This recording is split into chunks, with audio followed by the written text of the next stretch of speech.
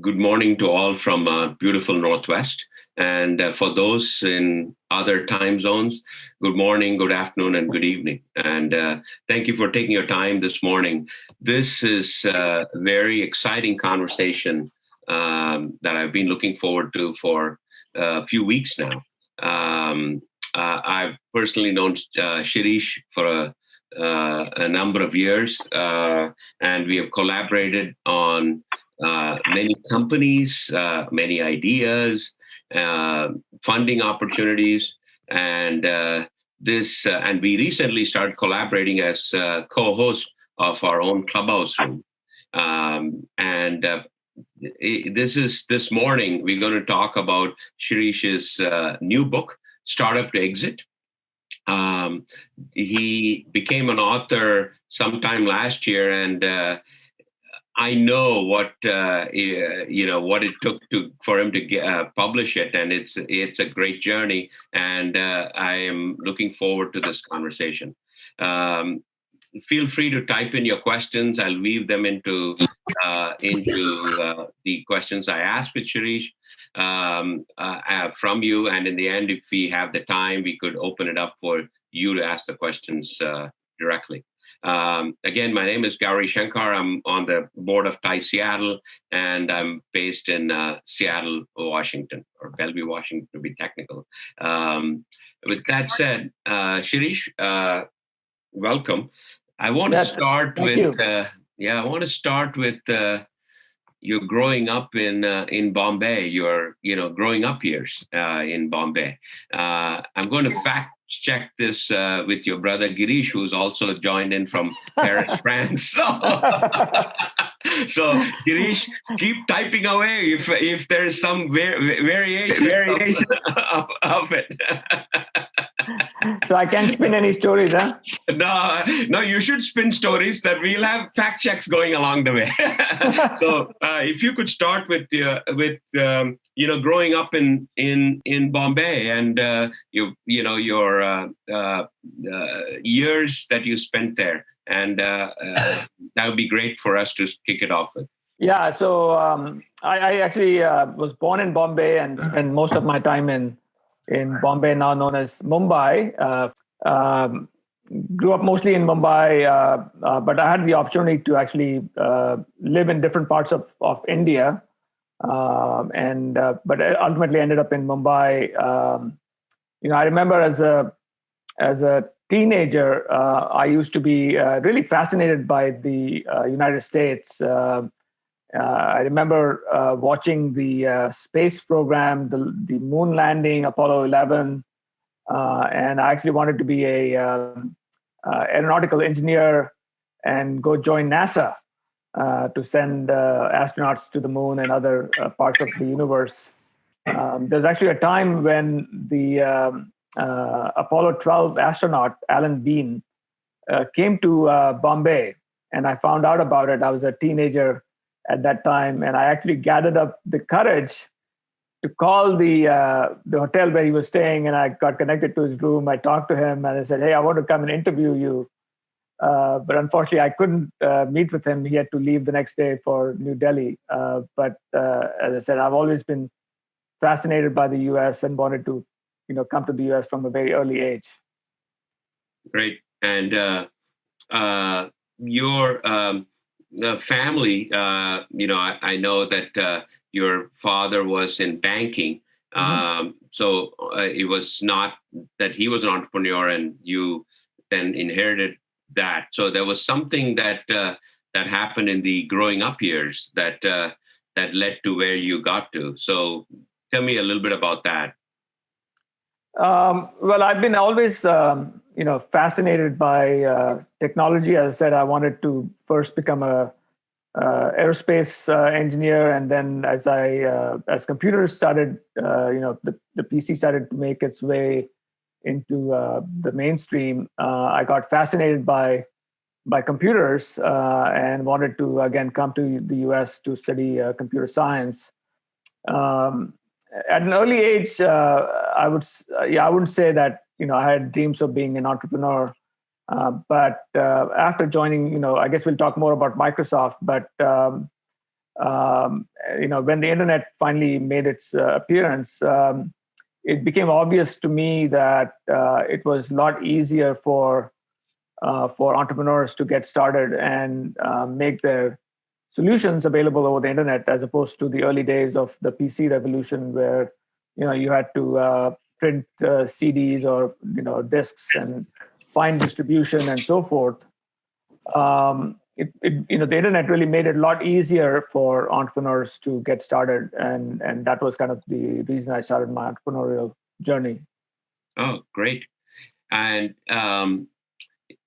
you spent your undergraduate years in the U.S.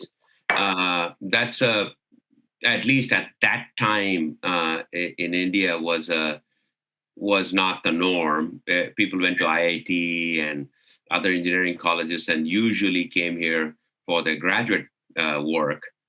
What was the trigger that led you to say, I'm going to go to the US and give up on my IIT seat, which I'm sure that there was the waiting list number one guy was happy about?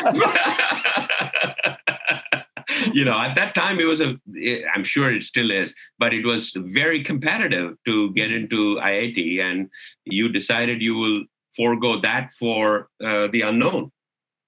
Yeah, absolutely. I got into IIT Bombay, and IIT, as provides a phenomenal education. But as I mentioned earlier, I was really fascinated by computers, and I wanted to get a degree in computer science.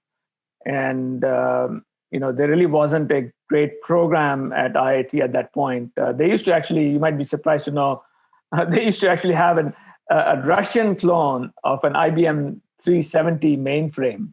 And the only way you could program on the mainframe was using punch cards. So imagine, having to write your program on punch cards, waiting for a day or two before you get your, program back and checking for errors. It's just, not possible to actually have a good computer science education. So I felt that I needed to go to the U.S. And join a top university in the U.S. and really learn computer science.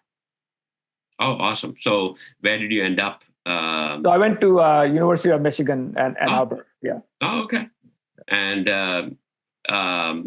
after you got your undergrad degree, it was in computer science, and you moved on to the Valley. Right. And what was the early years of the Valley like? We're in a different era in the Valley, but I'm sure it was a slightly different journey then.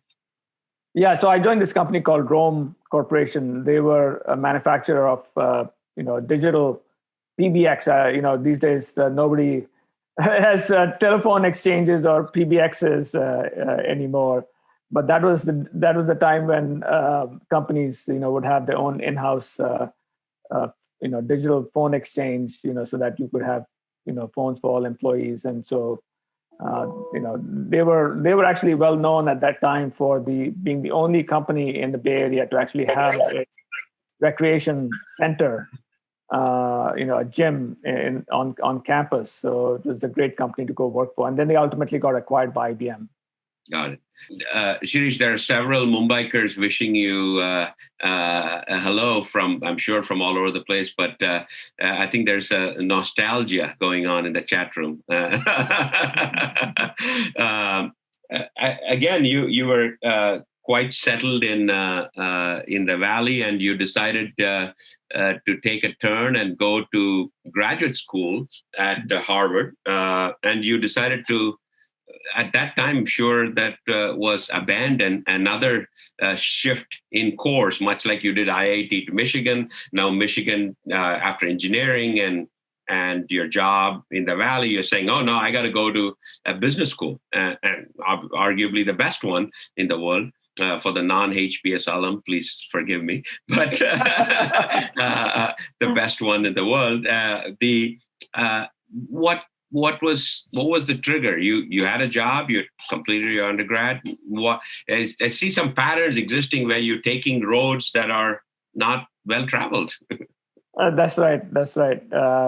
Yeah, I was, I enjoyed being a computer engineer, but I felt that, when I started working at Rome, that I needed to have a holistic kind of perspective about the business, and that, as an engineer, I saw only one slice of, how the company was operating. And I enjoyed it, certainly, there's no question about it, but that I couldn't really do a great job without really understanding the overall strategy of the company. And so I felt that a business school education would really help me kind of gain a holistic perspective and understand the language of business, as well as really be able to think strategically. Fortunately, I'm happy to say that when I joined Harvard Business School, one of my professors was Michael Porter. Those of you who are familiar who have an MBA will know Michael Porter. He is the god of competitive strategy. He was a young professor at that time, and we were all in awe of his brilliance. I'd say his influence was critical in kind of helping me gain the ability to think strategically, to think broadly at a business level, and say, okay, what's happening with the industry? What's happening with business? How do you transform the industry? How do you transform business? And that was a phenomenal education that I got at HBS. Awesome. So from there, after HBS, instead of picking New York, which would have been Goldman Sachs and McKinsey, or going to Valley and picking bigger, well-established companies, you pick a new city and relatively young company at that time to join, Microsoft. How did that come about, and what were the early days like in Microsoft then? Yeah, that's very interesting. You're right. The traditional path would have been to either join in consulting, investment banking, or go back to the Valley and join the technology company. At that time, Microsoft was just starting to, get fame. Bill Gates was on the cover of, I don't know if you remember that cover on Time magazine where he's holding a 8-inch floppy disk on his finger. But I was familiar with, I got to play around with PCs both at school and at work, and it was clear to me that that the PC would emerge as a massive computing platform and would take over the world. And Microsoft was at the center of the PC universe. Of course, at that time, they were well known, really known as a MS-DOS company. They did have applications, but they were not really well known for that. But I felt that, hey, this was a really small company at that time, had 1,500 employees, that I would have tremendous opportunities to grow with the company and participate in the PC revolution. So I decided to come to rainy Seattle. That's all people knew about Seattle at that time. Was it rained all the time, and Boeing was based out of Seattle. That was the reputation of Seattle at that time. What groups did you work on? What was the areas that you focused on in the early years at Microsoft? Yeah, so what was fascinating was that as a young product manager, I joined as a product manager. I worked on email software. This was a time when local area networks didn't exist, let alone email. And people would use email on mainframe systems such as IBM Profs and DEC all-in-one, names that I'm sure most people are not very familiar with. And so I had this phenomenal opportunity to really, create a whole new category of applications called email. And so I had the opportunity to launch both what was known at that time as Microsoft Mail on the Macintosh. We launched it first on the Macintosh platform because Mac was networked to begin with, and then eventually on Windows, on the PC platform.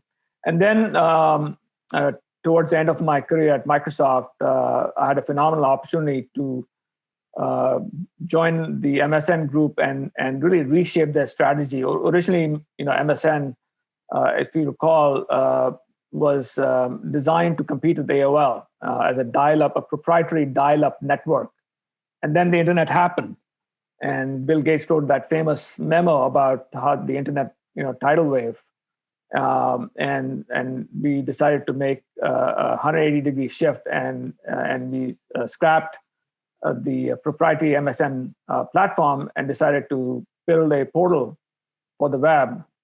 And so in that context, so I was brought in to define the product strategy for MSN.com, and was responsible first for the acquisition of Hotmail, and then getting Microsoft into the search business through a partnership with a company called Inktomi, which was the pre-Google of those days.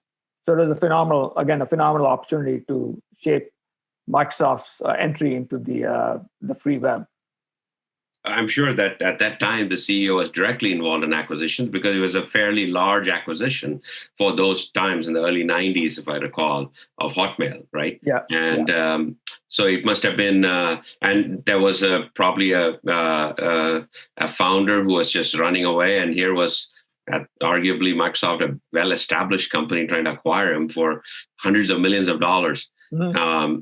How did you navigate the dynamics so that they actually acquired as opposed to build? Because I'm sure there were more engineers in Microsoft even then to build something. You're exactly right. At that time, the Microsoft Exchange group, the email group, was against the acquisition. They said, "Hey, we can build this, competitive offering to Hotmail." But I knew from prior history at Microsoft that it's easy to say, we're going to build this, and but Microsoft moves, slowly, and Hotmail was growing like weeds. They were adding, millions of users a month at that time, and I felt that it was very strategic for Microsoft to acquire web-based email because, as you know, email is a very sticky application. Once you get people signed up, then you can get them to try out other, Microsoft properties like, Expedia and other, properties that Microsoft had at that time. And so I pushed very hard through my management chain, through Pete Higgins up to, Bill Gates. Bill thought that, Hotmail was, used primarily by spammers, and we had to convince him otherwise. But finally, we managed to convince him, and we also managed to convince him to pay a pretty high price. At that time, Hotmail was doing 1 to 2 million in revenue, but the valuations were highly inflated because of the .com boom, and ultimately we ended up paying 400 million, which was a very high price. It was the biggest acquisition at Microsoft at that time, but I think it worked out well. It positioned us well as a complete offering, and eventually, Hotmail, grew to a billion plus users on the internet. Awesome. It looks like your seeds of entrepreneurship were sown through the early days at Microsoft, and because you had to sell internally and externally every day. Mm-hmm. What made you write a book? Why? Why a book? Is it the pandemic? Are you bored? that for sure. The pandemic gave me a tremendous amount of. I was isolated at home and gave me a tremendous amount of time to work on this book. But two reasons. One is that, as you know, 9 out of 10 startups fail. Which is not unusual because it's really super hard to come up with a great idea that catches fire and captures customers' imaginations. But I feel that entrepreneurs can still be successful if they follow a disciplined approach. And so my goal in writing this book is to change that equation. If I can make it so that only 5 out of 10 startups fail. Certainly, there will be bad ideas and entrepreneurs who don't know what they're doing. But if I can change that equation, just imagine the impact that it could have on the overall economy. You have the the eight biggest companies or eight or nine biggest companies today in the world are all technology companies. And so, I want in a small way to really impact the startup ecosystem and inspire and equip entrepreneurs to be successful. Yeah, I mean, for those on the call, Shirish, as a Thai Seattle board member, has launched Go Vertical. It's a weekend hackathon in a partnership with Madrona Venture Labs and the Entrepreneur Institute. And for Seattleites, let me give you a shameless plug. Thai Seattle is doing tremendous work in the entrepreneurship ecosystem. And I'm actually fortunate to be on the board with Shirish, who was on the founding team that brought the Seattle chapter alive 20 years ago. And it seems like 2000, but 20 years ago, along with Vijay. And, if you'd like to know more, you can go to thaiseattle.org, and I'll request Minnie, who's on the call also, our executive director, to post an email. We can send you other requests. Now, let's get into the book, Shirish. You wrote this book, which you've done 3 startups and successful ones. The very first one was very successful. Walk us down the memory lane as to what was the one thing you always focused on in each of these startups? And you said, this is the first thing I got to figure out. And that you brought out in the book. And for those who would like to pre-order the book, it's available where books are sold, Amazon, Barnes and Noble. Please pre-order it. But can you tell me what the one thing that you would wake up and say, this is what I'm going to focus on for this startup? Yeah, so the main thing that I've been always highly focused on is developing a product or a solution or a service that really engages and excites consumers. One of the things I always talk about in terms of entrepreneurship, that a successful entrepreneur has to have a very strong product orientation and deep customer empathy. You don't have to be a technical person. And I was fortunate in that I had a technical background, but I've seen a lot of other people who are non-technical who have very strong product. So my focus always has been, even if I had a product management team, is to really think through the product vision and then go execute against that and build something that is very easy to use, that's delightful, and that engages and retains customer. Got it. And and you call upon that in your book, and I've had the fortune of reading the pre-published version in preparing for this interview. You focus quite a bit on product market fit. Talk a little bit about why that's become a central theme of arguably even your book, I would say, but in your journey, you expound on that quite a bit, on the product market fit. Why, if I'm an entrepreneur thinking about it, why is that the number one thing I should focus on, or at least the top priority? And how would I go about figuring out, because usually entrepreneurs wake up with a great idea and they think it's the greatest idea there is, right? And we are reinforced every day saying, just go plow ahead. But you say, pause, let's figure out if there's a market fit. Why that's so important? Yeah, without product market fit, you don't have a company. It's that plain and simple. And we see time and time again, and I made that mistake with my first company, where you think you have a great idea, and you have this vision for how this idea is going to change the world. Oftentimes, you are your own customer, and so you kind of project onto the world your preferences as a customer, and so you think that everybody's going to be like you and is going to love your product, and then you launch it and you find out that falls flat on its face because it didn't solve a critical customer need or a problem. So it's great to have a product vision and an idea of how you're going to change the world. But I would say it's very, very important to go talk to potential customers, and not even, you should start the conversation not even by telling them about the solution. Don't make that mistake. Ask them, what are the top 3 to 4 problems that you are encountering?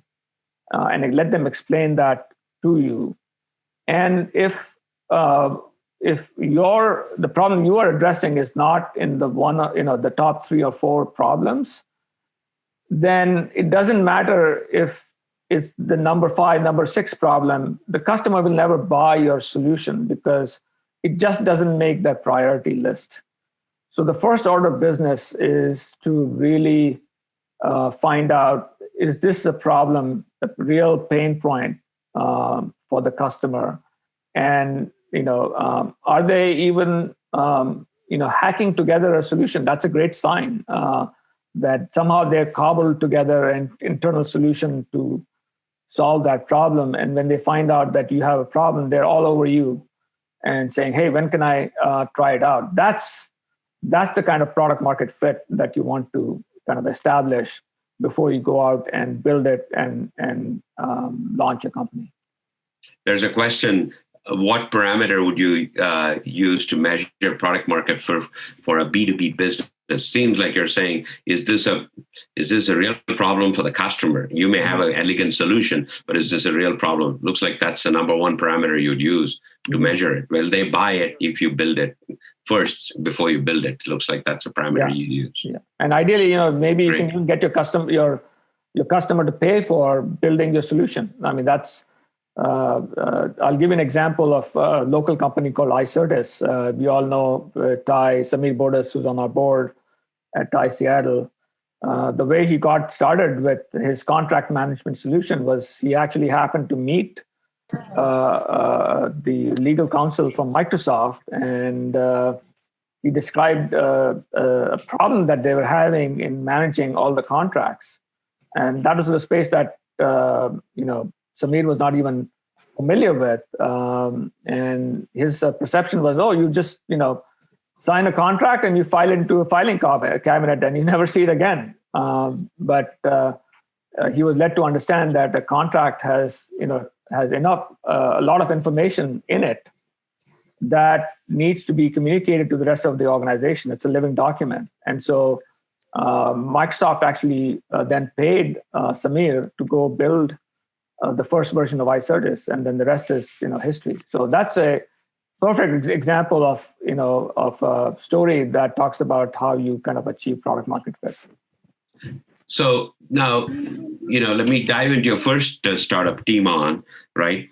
Mobile email was very nascent when you started. I mean, let me reveal my age. I suppose I was around when you were getting going with Teamon with your co-founder Shaibal Roy at that time. Mm-hmm. It was still how did that leap happen? Is it your Hotmail acquisition that got your view? Because I don't think anybody thought at that point people would be responding to emails on a device that they will just carry around all the time. This was late 90s at this point. Everybody knew email would come along, but to respond, that was not intuitive. Right. Yeah, actually, there's a little bit of history even before that. So you're right. The germ of the idea came from Hotmail. Hotmail was, as we know, a very popular consumer email system. And so I thought at that time that, hey, if Hotmail was successful as a web-based email solution, then why not offer business email as a web-based email solution? So basically a cloud-based offering for a business email and calendaring service. Imagine this was 1999. it's almost 20 years, ago, when cloud was not even a term that was utilized. And so we actually launched. I was convinced that this would change the world. I had the same arrogance that I talked about earlier. I didn't do any, market research. I was just convinced that this was going to change the world, and so I launched Timon. And sure enough, I found out that I was too early, with my solution. Today, of course, Office 365 and Gmail Suite and all are very, successful cloud-based, solutions. But this was very, very early days of the internet, and the world was simply not ready for my solution. So we had to decide what to do. Fortunately, I'd raised over 15 million in funding in those crazy .com boom times, and so had the time to actually pivot.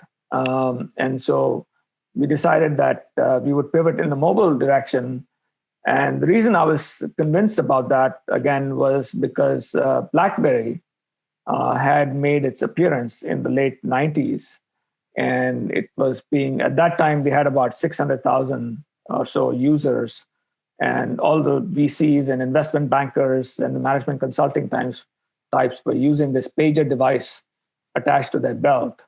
And so that to me was a significant proof point that email is so ubiquitous and it's so timely that the ability to view your email and respond to it while you're on the road, I thought would be a really critical, killer application. So that was kind of the belief that led me to then pivot to providing a mobile email service on commodity phones. So you don't have to have a specialized device called BlackBerry. You could just use it on your phone, which at that time was, for the first time, was able to access the internet.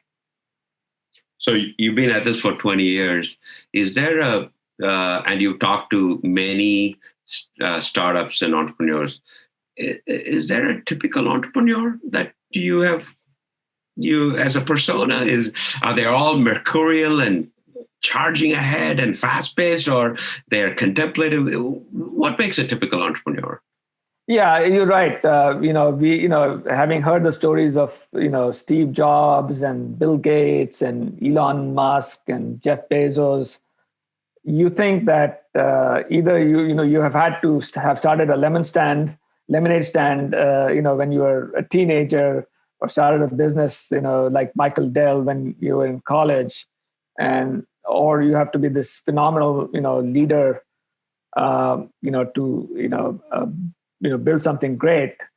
I mean, that certainly helps a lot. And clearly, the successes of Bill Gates and Steve Jobs and others have shown that you can, people who are extraordinary leaders, visionaries, can become successful entrepreneurs. But my belief is that you don't necessarily have to have all those qualities. The key qualities that you need to have, as I mentioned earlier, is deep customer empathy and product orientation. You need to really understand the customer problem really, really well. And you need to have this product orientation to say, okay, how do I build a solution that really solves the customer problem? So that's, a key attribute. Another key attribute is, perseverance and mental fortitude. So you have to you have to have the toughness to really persevere and go at it, to bang on the wall, and continue to sell your vision to both customers and employees. And then finally, you need to be a great salesperson, not in the traditional salesperson sense, but somebody who can really communicate their vision and the story that you're trying to create about your company. You need to be constantly selling people. You need to sell your employees. You need to sell, customers. You need to sell VCs, and you need to be comfortable with that. You don't necessarily have to be a phenomenal speaker, but you have to have that conviction that needs to come across to really be successful in that role. Got it. you did fundraising for all your companies, from institutional, and every entrepreneur and a startup team has to think about that every single day. Mm-hmm. What would you say to them? A mistake that you made, and or the way you presented that you did get funded, that everybody should be cognizant of. Let's first focus on, if you were to do it again, this mistake, I won't do it. And you tell that, you highlight that in your book, but you also could share with this audience on fundraising, because you did raise money for all your startups, all Yes. three of them. Yeah, I raised over 30 million in total. Mm-hmm. Certainly, in terms of mistakes I've made, as I mentioned before, I had the arrogance of thinking that I knew what customers wanted with my first company, and and the reality, I smacked right into the wall of reality. You have to be, it's interesting as an entrepreneur. You have to have great perseverance, but you also have to be smart, and you have to figure out at what point, you have to, change your vision, to adapt, evolve, and be smart about it. But going back to your question about fundraising, the key thing that I find more so in Seattle area versus the Bay Area is telling a great story or a vision. We tend to kind of be a little bit shy and circumspect. We hesitate to kind of create this wonderful picture of how you're going to change the world. But that's what you need to do. You need to seduce the investors and paint this vision for why you're going to change the world. I'll give an example. With Limoca, which is my second company, which was a language learning company. We painted this vision that at that time, this was 2007 timeframe, which was when globalization, was rampant around the world, and companies were setting up shop in other parts of the world, both for manufacturing workers, knowledge workers, etc. And it became very clear that if you wanted to get ahead in life, that you had to learn English, whether you're in India, China, or Brazil, Southeast Asia. And so I painted this vision of globalization, changing the world, and that the need for English language learning was going to be phenomenal, and you're going to have a billion plus people around the world, in China and India and other countries, who'd want to learn English to get ahead, and that in many of these countries, even if they didn't have the GDP to pay for education, that parents were willing to spend a lot of money to educate their children to get them ahead in life. Right. So in both at Limoca and at Timon, you were attacking a problem that essentially humanity could use, right? Mm-hmm. Yeah. Everybody could use. Limoca is a language learning through social, and everybody in the world could learn another language. There's nothing wrong with that. Both of these, you'd have to have scale, right? Especially Limoca, you were going to scale from zero to millions, and you went to many, many millions. Yeah. Talk about the journey particularly in Limoca, where you were scaling with a evolving business model, right? Unlike Timon, which had a very clear one, this one had an evolving one. Right. And they were all from various economic strata around the world. They were all not bankers in New York that could afford to pay anything to get email on their device. Right. Yeah. So it's very interesting. With Limoca, we scaled to over 15 million members in 200 countries around the world. I think there were a couple of factors at play at that point. One was we introduced a new way of learning a language, which was kind of social language learning. So in addition to getting instruction on learning, English, or Spanish, we created a social network of language learners where everyone was both a student and a teacher. So if you're a native English speaker learning Spanish, you could help somebody else learn English, and somebody else in Latin America would help you learn Spanish. And that concept really took off and really excited, our user base. And the word of mouth on that was phenomenal. As I mentioned, even though we were based in North America, the word spread rapidly into 200 different countries. And our biggest population of users actually were in Brazil and China and India, even more so than the United States. And it was all through word of mouth that we got traction. Right. So you kind of follow this journey. You raised money, you acquired millions of users. You exited Team On to BlackBerry and Live Mocha to Rosetta Stone. And these were well-established big game players at that time. Can you talk about two things? One, how was it to work with the BlackBerry CEOs? They had co-CEOs at that time, mm-hmm.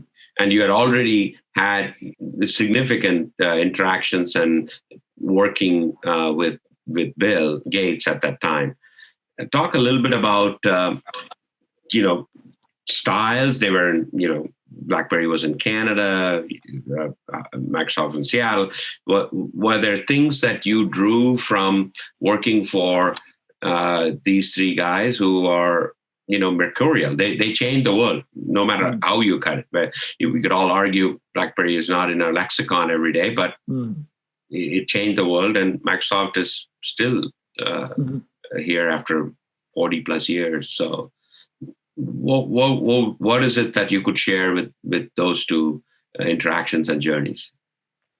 Yeah, I think it's critical for a successful startup to always have at least two co-founders, and you need to have co-founders that have both complementary skills as well as similar skills.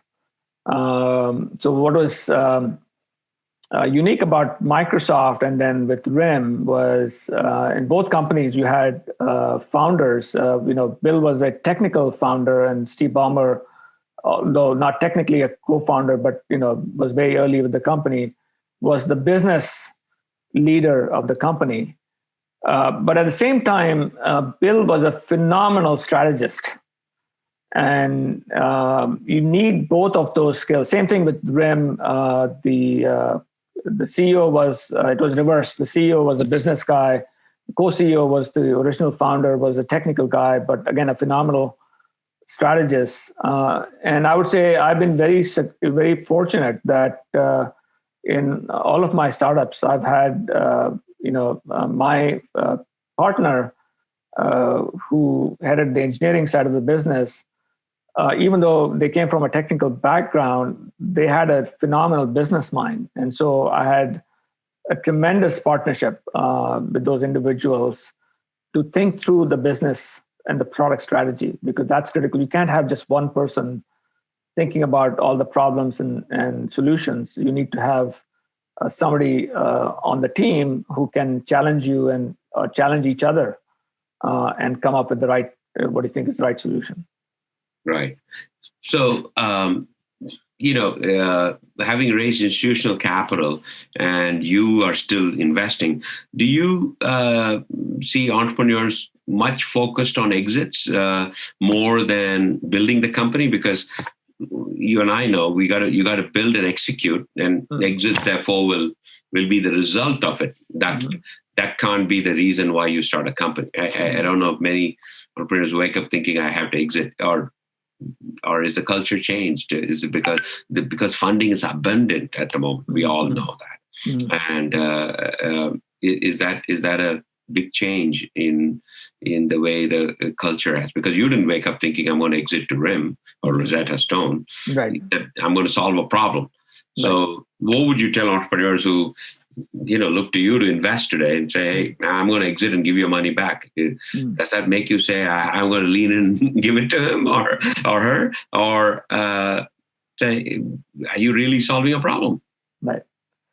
No, I mentor a number of companies here locally in Seattle, and also invest in some really promising startups. And what I've seen consistently is, and very pleased to see that, is that these entrepreneurs are really looking to change the world. They're not looking for a financial exit. In fact, one of them was approached for an acquisition, and he didn't really want to sell.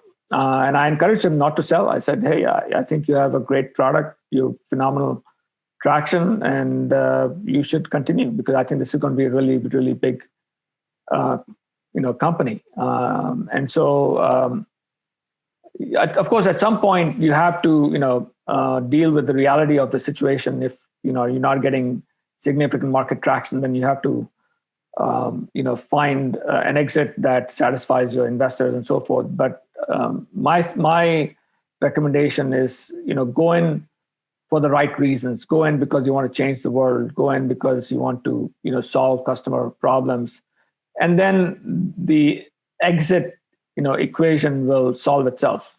If you have a great product, great company, you'll ultimately go IPO. But if you don't, then you have to consider, other options.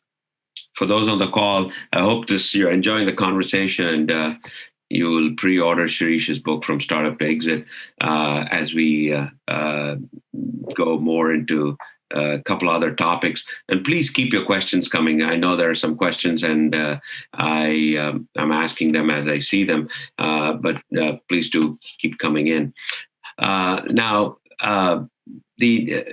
another area that is fairly close to your heart that you talk about in the book is go to market, right? There's once you now an idea, product market fit's established, but you still need to take the product to market, right? And that's not a straightforward journey. And you did it differently.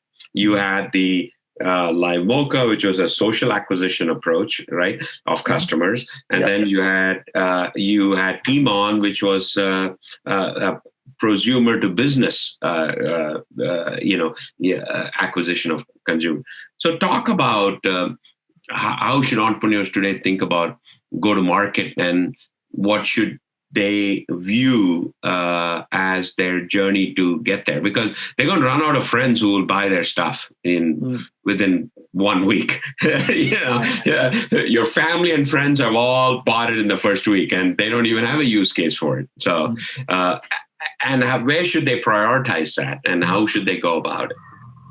Yeah, again, what's interesting is that I've found time and time again that many of these startups are started by technologists, who all they think about is how to build a great product, which is obviously very, very important. But then they think that I will build it and they will come, right? And they don't have the business experience to really figure out how to acquire customers, how to engage them, how to retain them. All of these things require really a well thought through go-to-market strategy. And so what I recommend is for people to actually begin testing their go-to-market strategy even in advance of building the product, even test the value proposition. What I recommend to people is that they actually create a website and conduct an SEM campaign or a Facebook campaign, test out different value propositions, different messages, different landing pages, even take them to the point of, actually quote unquote paying for the solution, at which point, of course, you would say, hey, we don't have the solution ready, but, register your email address and we'll let you know when the product is released. You need to do all of that. One, to test out the right messaging, the right value proposition, but also to figure out, how to go reach, customers. What is your customer acquisition cost going to be like? Is your business model going to support that customer acquisition cost? And let's say it takes you $5 to get an email at registration, then traditionally you want at least a 5-to-1 ratio between customer acquisition cost and lifetime value. Does your business model support that? Those are questions that you have to figure out even in advance of actually launching a solution. Right. Shifting gears a little bit, building teams, right? You build teams at Microsoft, you build teams at your startups.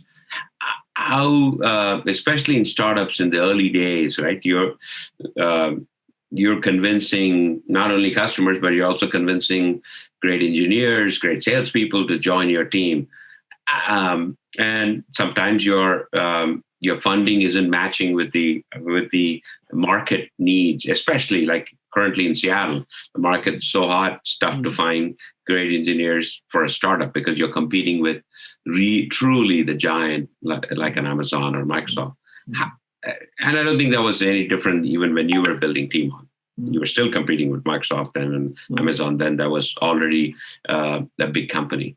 How did you go about it, and what would you give advice to entrepreneurs about building teams, and especially when they may not be getting their full market salary or value by joining a startup, because it's a promise in the future? Yeah. I mean, you're right. I mean, it's a tremendous challenge. If you're trying to hire engineers who are being paid $250,000 at Amazon or Microsoft, and you're asking them to take a 25 to 50% pay cut, that is a tremendous challenge, no doubt.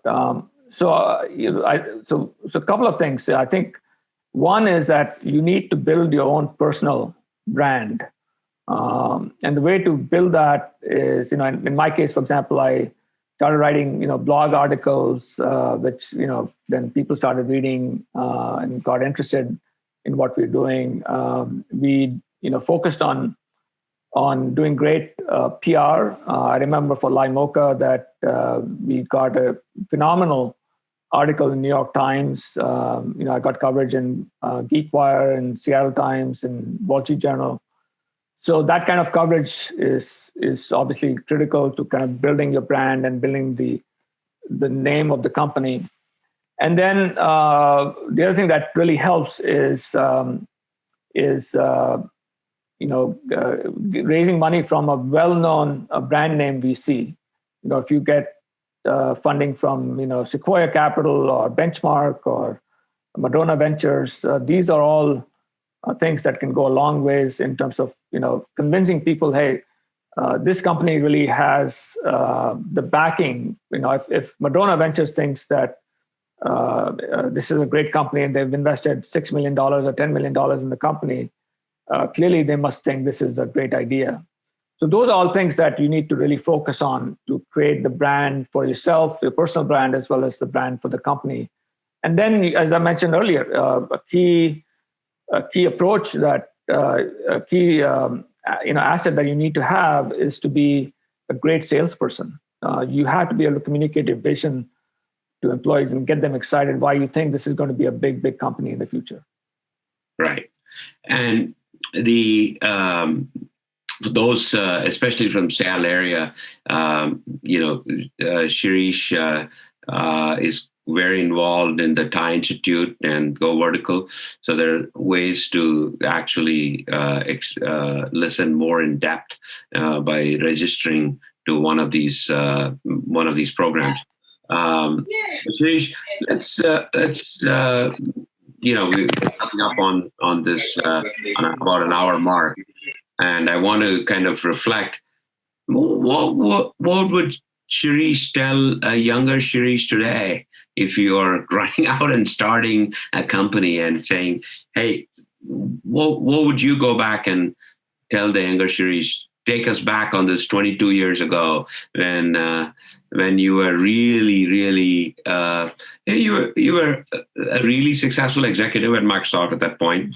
And I'm sure that the conversation with your family was with your wife was a difficult one. I am trying to get into your mind and saying you convinced your wife, your co-founder, your employees, and customers. Did you sleep? So take us back to that of the younger Shirish. What would you tell younger Shirish today that you have the wisdom of experience now? Yeah, I would tell two things mainly. One is get started earlier. Actually, if you look at the world today, there are phenomenal opportunities, and what's interesting is that VCs today have an age bias, and the age bias is they want younger entrepreneurs right out of engineering school or business school, and they're willing to put lots of money behind them. So my advice is to start sooner, when we don't have a family and you can live in your parents' basement and take the time and take the risk to pursue your dream. So that's one. And the second is as I mentioned earlier, is to really focus on ensuring that you have product market fit and fail fast. You might have a great idea, test it in the market. If it doesn't work, okay, hey, no big deal. You spent 3 months or 4 months on it, and you can go at it again. So be prepared to test your idea, but be prepared to fail fast and adapt. That's the story of Instacart. I heard one of the podcasts for the founder of Instacart, Apurva Mehta. He apparently tried 22 different ideas before hitting on the idea of Instacart. But he was a young, engineer, got some experience at Amazon, and he had nothing to lose. So I think that's really exciting that you can go out there and try different things and put something out there quickly and test it and see if it works. That's also an interesting thought, right? Entrepreneurs have to be adaptable and flexible, but they also have to be adaptable and flexible with their own idea. If you get really caught up in this is the best idea, it's my idea, and the market's in responding, you have to listen to the market. So the good idea is good when the market's also responding. Yeah. But it still may be a good idea, but just not ready for the market. And you experienced it a couple of times. You were ahead at Team On, then you adapted to what the market's real need is, and got to the right spot. And everybody says, "Oh, look at the iPhone; it just changed." But you and I have been around. There was Newton. that was the Apple's first iPhone, and that was in the early 90s, and it took them a good 20 years to get there. So if people get caught up on this good idea, is it a good idea that sparks a company that you find, or you're telling entrepreneurs, is this an idea that has a market for it? Yeah, as I think Mark Andreessen or someone mentioned, when a great team meets a lousy market, the market wins. When a lousy or not so great team meets a great market, the market wins. And when a great team meets a great market, then something phenomenal happens. Unfortunately, we have to deal with the realities of the market many times. But if you're a smart founder, the reason that VCs invest in teams, really smart teams, is because not only they have conviction about the market, but they have conviction that the founders, even if they don't have the right solution, can ultimately find a way to building the right solution for the market. As many, successful founders like the founder of Slack and others have shown time and time again. Yeah. And, that's a great thing you brought up on Slack, because he was, I think the founding team originally was a gaming company, and they used the underlying, and Vimeo, which just went public, was also part of a gaming company that was used as that was acquired just because it was part of some asset that they acquired. Mm-hmm. So good ideas are good, but there's also good ideas within your company. AWS is the greatest startup that came out of another great startup, Amazon, right? Yeah. So certainly there's a lot of opportunities. You just got to be open to it. Let me click on a little bit on the fundraising that we talked about a minute ago. There's abundant capital. We see it every day in Seattle. And, we've been around for a while to know there were days when there was no capital. So all of this goes up and down in cycles. What would you say on the fundraising today where they're chasing, a lot of capital chasing a lot of ideas? How does an entrepreneur manage that? I'll give a shout out to Vetri here, who got funded twice in a space of 3 months. So where he invested as an angel, right? And how do you advise entrepreneurs today when capital is coming at them, where they now think, hey, my idea is vetted because there's just a ton of capital, but you still have the reason to go execute in the market to make it a real company and change the world. Because changing the world is the goal. Capital will not change the world because there has always been capital. You still have to execute. Right. So what would you say to entrepreneurs who are flooded with capital today? How do they balance that with execution? Right. And actually, I've experienced that because I raised $15 million with the beta product during the dot-com boom, and then experienced the dot-com bust after a year after I raised funding. So certainly you should take capital as it comes, because you don't know when the next bust is going to hit and how you're going to get through that bust if you don't have enough capital. But you also have to be careful to not, raise money at astronomical valuations, because what is going to happen, and this is something that happened to me, was that when the bust does come, the valuation is going to take a significant hit, and the revenue is going to take a significant hit because there's a recession going on, etc. And so at that time, raising money with a down round becomes very challenging.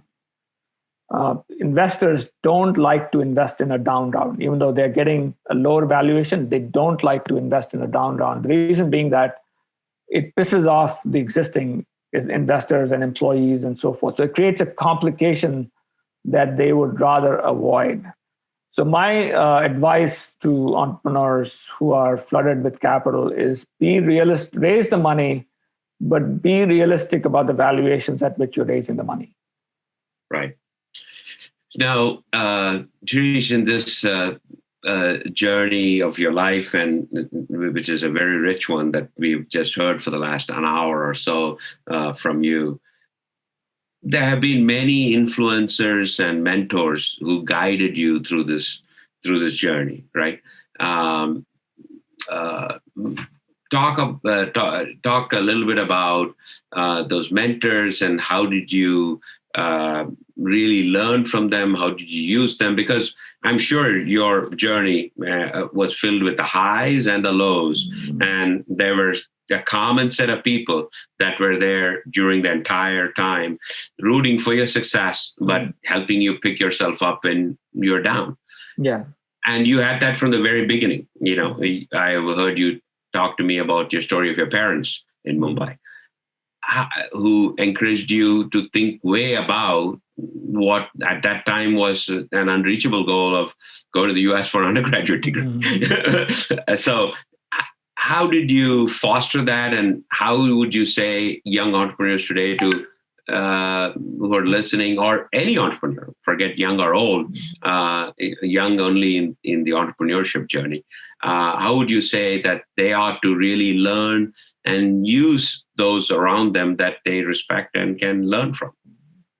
Well, you talked about my parents. I've been fortunate to have parents who've always encouraged us to try different things, different ideas. And, my parents could have very well said, when I got into IIT, hey, are you crazy, to leave IIT and go to the US, to some faraway land? But they encouraged, us to, both my brother and I, to pursue our dreams and try new things. And then I've had, with Team On, I was fortunate to have Pete Higgins, who was a former executive at Microsoft and then was on my board and invested in my company. Great guy to have on the board. And always encourage founders to, get on their board, VCs who have very strong entrepreneurial experience. I've had very different experiences with people who are from a financial background. They may be, all of them are very smart, no doubt about it. But the people who have operational experience, who have entrepreneurial experience, are the ones who really understand what it takes to build a company. And they are with you, while the going is good, and they're with you when the going is bad. And they're not looking to fire you the moment that something, goes wrong. So my advice to young entrepreneurs is to seek mentors, whether they're on your board or otherwise, who have strong entrepreneurial success, and even some history of failure, because oftentimes the real lessons are learned when you have failure versus you have success all the time, and maybe it's not all because of your insight or foresight. Right. That's a great that's a great point. And I've been fortunate to meet your family, so I know that they stood by you, and we're coming up on almost a wrap up session. If if you have additional questions, please post them on the chat, and I will ask them. And I hope you're all enjoying it, and please pre-order the book wherever books are sold. Shirish, last couple of questions as we conclude this fascinating conversation. In fact, even though I feel like I talk to you regularly, I still learned a couple of things today about you, and I've known you for a long time. It is fascinating conversation. You mentor a lot of entrepreneurs and startups today. What do you see common that they all fall into as traps and mistakes, and there are others who separate themselves and say, I'm going to sidestep this and go for the bigger prize, which is execute and actually solve the world. Tell us a little bit about the things that you've observed in the last couple of years and few years, et cetera, and that you see that separates the real big ones from those that you will struggle to get there, startups. Yeah, I'll give you an example. I've invested in a company called Blooms. It's in the education space. It's a communication tool for teachers to reach out to parents and tell how the kids are doing and so forth. And it's grown quite rapidly. They are in 24,000 schools around the U.S. and the rest of the world. But they have education space is a tough space. Monetizing your solution is kind of challenging.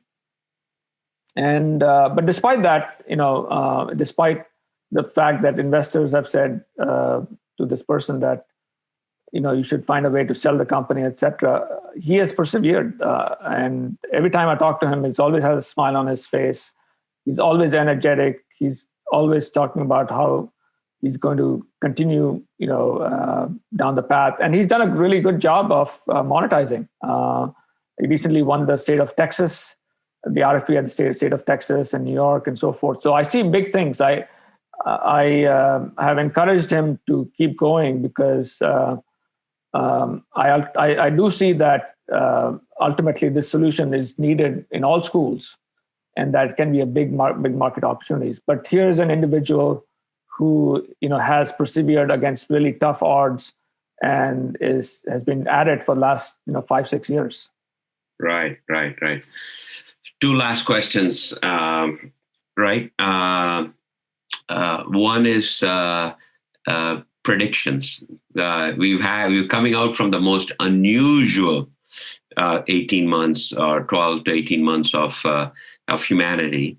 So what are you seeing as, what would you predict the next 12, 24 months looks like, or beyond even? So would like to hear one or two predictions from you.